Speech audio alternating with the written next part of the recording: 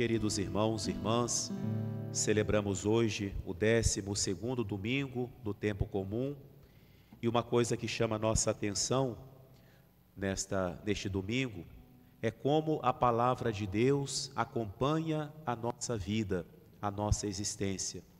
Em muitos domingos nós lemos passagens muito bonitas, passagens às vezes que nos trazem uma grande alegria, um grande entusiasmo, seja nas leituras do Antigo Testamento, nas cartas, nas epístolas, seja no Evangelho.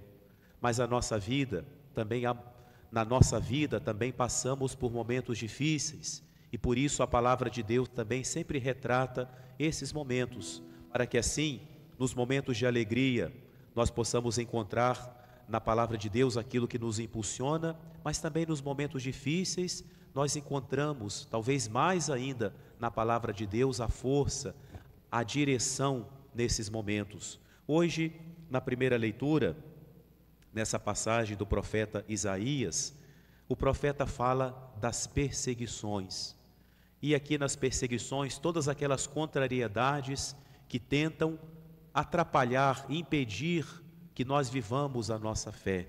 Como lidar com as perseguições, com as incompreensões, não é? Com tantas situações adversas que encontramos em nossa vida, ou seja, aquelas coisas que tentam atrapalhar, impedir o nosso caminho para Deus. O profeta nos dá a resposta quando diz: o Senhor está a meu lado, como um forte guerreiro. Por isso, os que me perseguem cairão vencidos. Ou seja, as adversidades, as contrariedades não vão nos superar se nós olharmos para Deus, que se coloca do nosso lado, na expressão do profeta, como um forte guerreiro, como um guarda, como alguém que estende o seu escudo, a sua espada, para nos dar a defesa necessária. É assim que nós olhamos para Deus, o nosso defensor. Foi assim que Jesus chamou o Espírito Santo, que Ele nos prometeu, o Consolador, o Defensor. Então, nas contrariedades, olhemos para Deus e coloquemos nele a nossa causa. Digamos para Deus, como hoje diz também o profeta Jeremias: Senhor, eu te declarei a minha causa. Falar com Deus, entregar a Ele: Senhor, o Senhor sabe o que passa no meu coração, eu te declaro a minha causa. Na segunda leitura, nós temos outra situação tão complexa na nossa vida.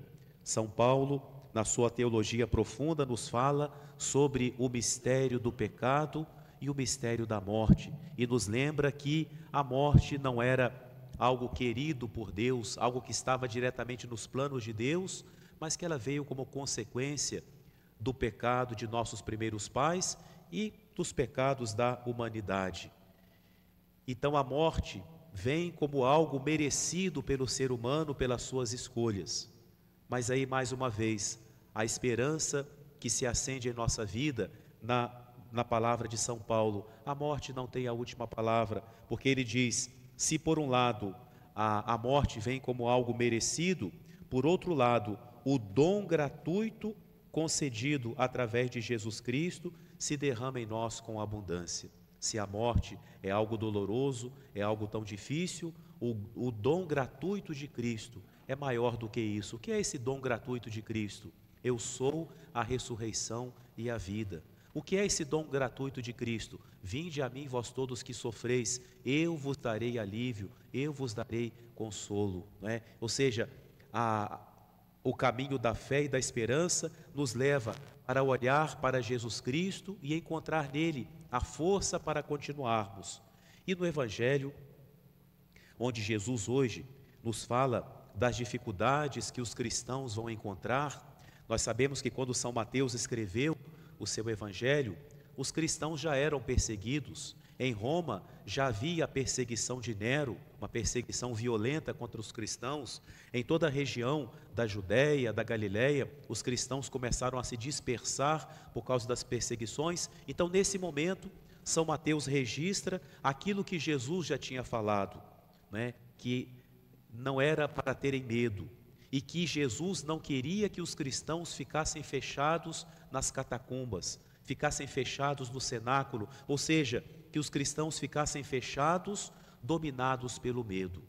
Se nós fizéssemos aqui uma análise das palavras que Jesus usa nesse evangelho, nós temos uma frase que se repete talvez umas 5 vezes.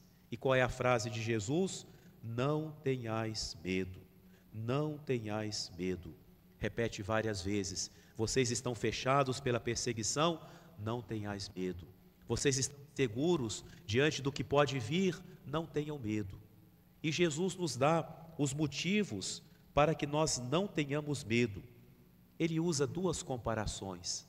A comparação dos pássaros, e Jesus fala de um passarinho que praticamente nunca aparece sozinho, quando ele aparece é com uma revoada, não é? Os pardais, que se multiplicam de uma forma impressionante.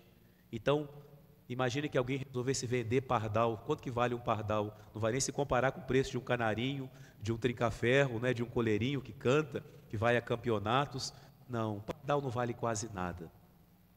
E Jesus fala, pois nem um pardal que não vale nada, ou quase nada, nem um pardal cai no chão, ou seja, morre, sem que vosso Pai o saiba.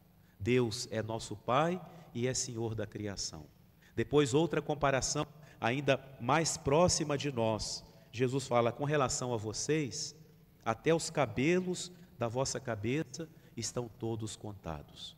O que quer dizer isso? Que Deus simplesmente sabe uma conta? Não, significa que Ele conhece cada detalhe da nossa vida, da nossa existência, né?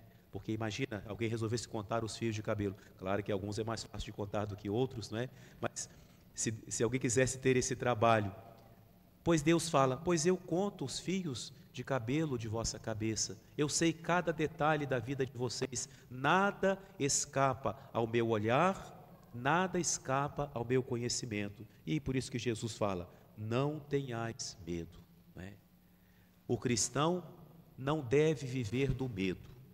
Nós podemos sim ter o temor, mas medo não. O temor, segundo a palavra de Deus, é muitas vezes uma atitude reverencial. Diante da grandeza de Deus, eu me sinto pequenino. Esse é o temor de que fala a palavra de Deus. Diante da bondade de Deus, eu posso sentir até medo de entristecer o coração de Deus. Esse é o temor filial. Mas o medo, aquela sensação que nos paralisa, que nos prende, que nos bota, como Jesus fala aqui, né, em lugares fechados, não, isso não deve existir em nós. Mas o não ter medo, o contrário dele é a coragem. E a principal coragem que nós temos que ter é de não desanimar, é de não desistir, é de não parar diante das nossas próprias fraquezas e limitações. Essa coragem não vem de nós. Nós não temos em nós essa coragem. Essa coragem, como São Paulo nos lembrava, também é dom gratuito de Deus. Por isso, é no coração de Jesus, expressão concreta do amor de Deus por nós, que nós nos refugiamos e dizemos a Ele com toda a sinceridade do nosso coração, sagrado coração de Jesus, nós temos confiança em vós. Em nós não, porque sabemos como somos fracos, limitados, mas a nossa força vem do vosso coração. Que nós então, nesse domingo, em que a palavra de Deus nos apresenta, sim, a realidade de nossa vida, confiemos que Deus está do nosso lado como um forte guerreiro e que se há momentos tristes em nossa vida, o dom gratuito de Cristo é maior. E se há situações que tentam tirar a nossa paz, trazer o medo ao nosso coração, Jesus nos repete hoje 5 vezes, não tenhais medo, porque o vosso Pai cuida de vós, o vosso Pai conhece cada detalhe da vossa vida, da vossa existência. Amém.